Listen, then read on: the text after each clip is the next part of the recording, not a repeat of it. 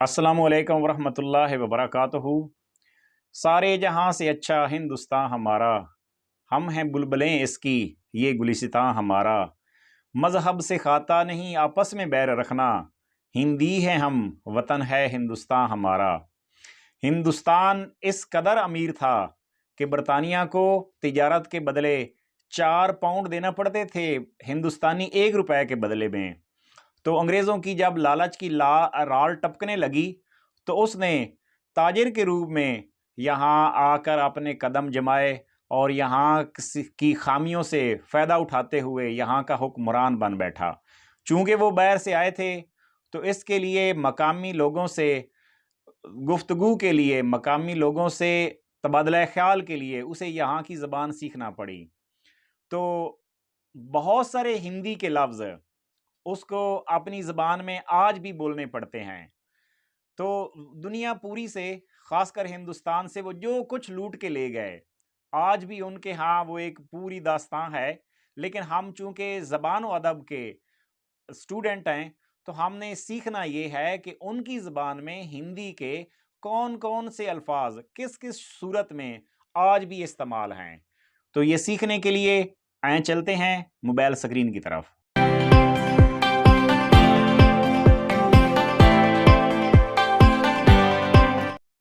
हिंदी ज़ुबान का लफ्ज़ है ठग। ठग से ये है ठग। हम इंग्लिश ज़बान में जो प्रोनंसिएशन है वो इंग्लिश जो बोलते हैं वही इस्तेमाल करेंगे। ये हमारी, आप समझ लें कि मजबूरी है या फिर ज़हनी ग़ुलामी है कि लफ्ज़ तो हमारे हैं मगर जैसे वो बोलते हैं हमें बोलने उसी तरह पड़ेंगे। हालांकि अहले ज़ुबान तो अहले हिंद थे, लेकिन फिर भी इनको प्रोनाउंस इसी तरह ही करेंगे जैसे वो इस्तेमाल करते हैं। तो पंजाबी में, हिंदी में ठग, ये बनारसी ठग और लाहौरी ठग, इन्होंने शोहरत दवाम हासिल की है। तो लफ्ज़ है ठग। जैसे हम बोलते हैं लूट मार करना, तो इसी सेंस में लूट लफ्ज़ है लूट। तो जैसे हमारे यहाँ इसके मानी हैं इंग्लिश में भी हऊ बहू, उसी तरह ही लूट मार के मानी में इस्तेमाल होता है लूट। हिंदी लफ्ज़ है चिट्ठी। चिट्ठी मीन के यानी कि कोई चीज़ लिखना किसी पेज पे, जैसे ख़त लिखते हैं, एक चिट्ठी मेरे सैया जी के नाम लिख दे, तो वहाँ से चिट्ठी से जो ये माखूज़ है चिट, क्लीन चिट, फ़लाँ को क्लीन चिट मिल रही है तो CHIT चिट, असल में हिंदी लफ्ज़ चिट्ठी से माखूज़ है। हमारे यहाँ लफ्ज़ जंगल 2 सेंस में इस्तेमाल होता है। एक यानी कि फॉरेस्ट, यानी कि घने जहाँ जंगलात हों। दूसरी बात कि जहाँ बंजर ज़मीन हो, बेआब गया, जहाँ कोई चीज़ पैदावार नहीं हो, बस बेआबां ही बेआबां हो, तो वहाँ भी हम कहते हैं कि ये जंगल बना पड़ा है।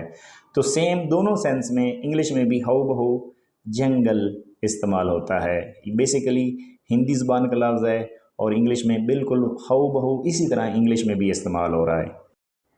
इंग्लिश लफ्ज़ बेंगलो। बेंगलो बेसिकली जो हिंदी लफ्ज़ है बंगला, इससे माखूज़ है।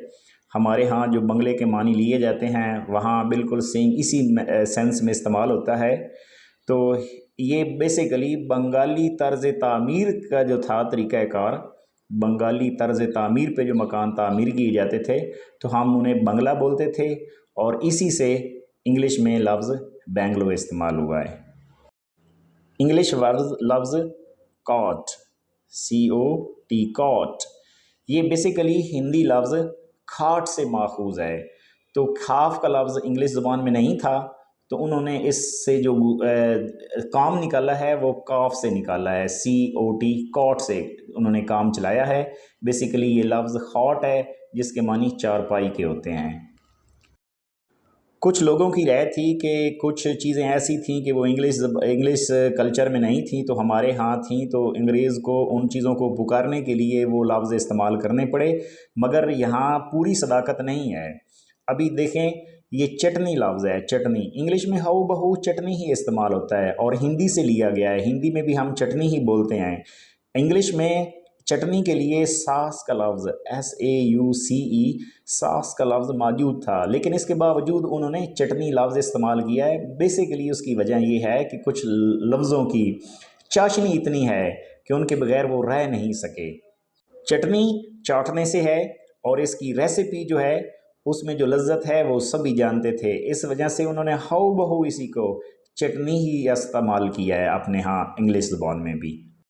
जैसे हम अपनी ज़ुबान में बोलते हैं कि सरता पा के क्या मानी होते हैं, यानी कि पाँव।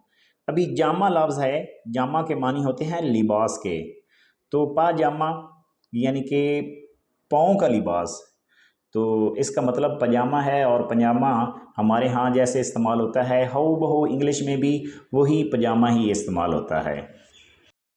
कश्मीर से जो रिलेटेड चीज़ें होंगी हम उनको कश्मीरी भी बोलेंगे, यानी कि ये कश्मीरी धागा है, ये कश्मीरी शॉल है।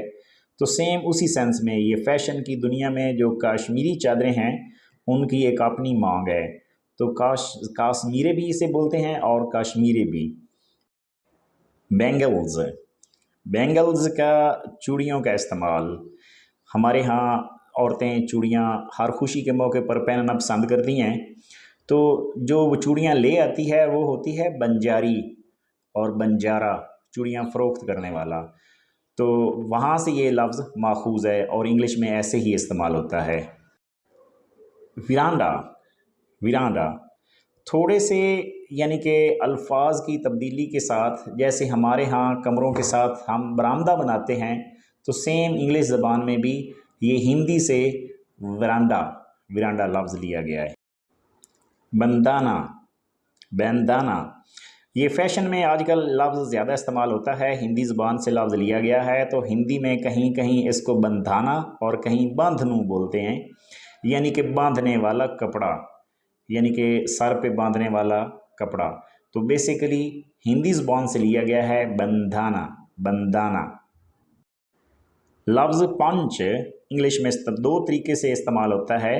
किसी को ये पंच मारना यानी कि मुक्का मारना, तो 5 उंगलियां होती हैं, इनको इकट्ठा करते हैं, तो और इसी तरह ये कोई रेसिपी है मशरूब की जिसमें 5 चीज़ें डालते हैं, तो उसको हम हिंदी ज़बान से लिया गया है और पंच बोलते हैं। जैसे हमारे यहाँ सीकाकाई, रेठा, आंवला वगैरह ऐसी तरतीब से कोई अंडे और दही मिला के बालों को यानी कि निचोड़ते हैं, बालों का मसाज करते हैं इनकी सफाई के लिए। तो शेख दीन मोहम्मद और उसकी बीवी ने 1814 में ब्रिंगटन के मकाम पर एक दुकान खोली थी, तो इसका बेसिकली उस वक्त नाम था चंपो। चंपो के ये मानी होते थे कि मसाज करना, निचोड़ना, तो वहाँ से ये चलते चलते शैम्पू ने ये जदीद शक्ल इस्तेमाल किया है। तो बेसिकली इसका जो ओरिजिन है वो हिंदी ज़ुबान से ही लिया गया है। जगन्नाथ, जगन्नाथ के मतलब है कि जगन्नाथ एक हिंदू देवता है और उसकी यात्रा के लिए जब हिंदू लोग जाते थे तो जगन्नाथ का जो मुजस्मा है उसको एक बहुत बड़ी रथ पर ले आते थे और हिंदू इस नियत से लेट जाते थे कि रथ जो है उनके ऊपर से गुजरे ताकि उनके देवते का साया उन पर जो है वो पड़ जाए और वो इस तरह अपनी सबमिसिव जो है वो देवता के सामने इजहार कर सकें अपनी आजिज़ी इनकसाई का। तो आज इसके मानी जो लिए जाते हैं जगन्नाथ, ए पॉलिटिकल जगन्नाथ, यानी कि एक ऐसी सिचुएशन जो हर चीज़ को अखाड़ पछाड़ के रख दे और निस्त नाबूद कर दे। तो बेसिकली इसका जो माखिज़ है वो हिंदी ज़बान जगन्नाथ और यात्रा से लिया गया है। थोड़ी सी स्पेलिंग में तब्दीली के साथ, यानी कि जो खुशी है उसके सेम मतलब वही हैं जो खुशी में होते हैं, यानी कि खुशी में इंसान कंफर्टेबल महसूस करता है। तो जहाँ एक बहुत आरामदेह चीज़ होती है, तो जैसे तकिया वगैरह, तो कशी मतलब ये है कि ये भी हिंदी ज़बान से ही माखूज़ है। हम अपनी ज़बान में लफ्ज़ जब भंग इस्तेमाल करते हैं, इसी तरह इंग्लिश वाले मैरिजुआना इस्तेमाल करते हैं, तो इस लफ्ज़ से पहले गंजा, तो ये गंजा इंग्लिश में भी इस्तेमाल होता है और ये लिया गया है हिंदी ज़ुबान से गंजा। किसी भी तब्दीली के बगैर सेम मीनिंग्स और सेम स्पेलिंग के साथ गुरु इंग्लिश में इस्तेमाल होता है, हिंदी ज़बान से लिया गया है। हमारे यहाँ जो बहुत मनझाऊ आदमी हो उसको बोलते हैं कि तुम बहुत गुरु आदमी हो। हिंदी ज़बान का लफ्ज़ डिंगिया, डिंगिया से माखूज़ है डिंगी।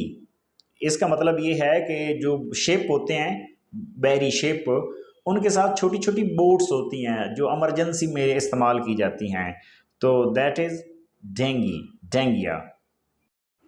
जैसे हम अपनी ज़ुबान में लफ्ज़ इस्तेमाल करते हैं चौपाए या सिरी पाए, POY पाए, इसके मानी पाँव के हैं। तो टी पॉय के यानी कि जो टी को रखने के लिए बर्तन बनाए जाते हैं और स्टैंड बनाए जाते हैं, जो टी पॉय। महावत, महावत कहते थे हाथी बान को, जो हाथी की मुहार पकड़ के हाथी को इधर उधर चलाता है, निगहबानी करता है, तो महावत, महावत इंग्लिश ज़बान में महावत से लिया गया है। थैंक्स। अस्सलामु अलैकुम वरहमतुल्लाहि वबरकातुहू। उम्मीद है मेरी काविश आपके लिए मुफीद साबित होगी, और प्लीज़ अपनी पसंद का इजहार ज़रूर कीजिएगा। थैंक्स।